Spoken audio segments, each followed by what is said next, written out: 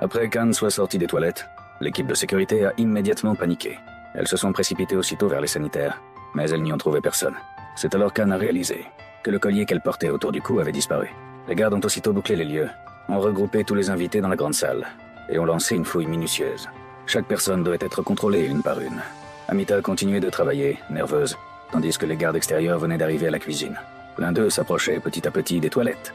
Amita a vu le danger arriver, mais elle a continué son travail sans laisser paraître son inquiétude, car elle faisait confiance à ses complices.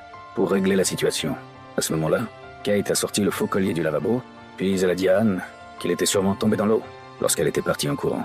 À la vue de cet objet, les gardes ont levé l'alerte, et tout le monde est retourné à la réception.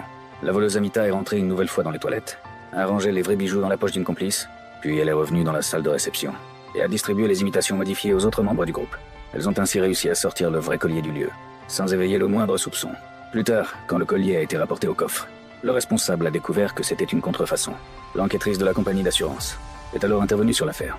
Pendant l'enquête, ils ont identifié l'ex-compagnon d'Anne comme suspect principal. Lorsqu'on a demandé à Anne si elle avait été seule avec lui, elle a menti en affirmant ne l'avoir jamais croisé. Mais quand l'administrateur a montré les photos de surveillance, son mensonge a été démasqué sur le champ.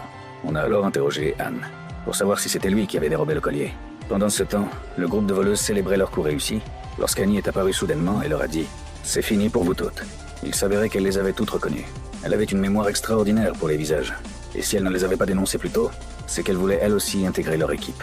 Toutes redoutaient que l'enquêtrice découvre la vérité, mais Annie leur a dit qu'elle n'avait rien à craindre. Le plan n'était pas encore terminé. La dernière étape consistait à trouver un bouc émissaire. Et ce serait l'ex-compagnon d'Anne.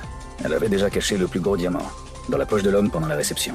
Kate a utilisé ses contacts pour vendre le diamant, a divisé l'argent obtenu sur 4 comptes bancaires et l'a transféré sur la société de l'ex-compagnon.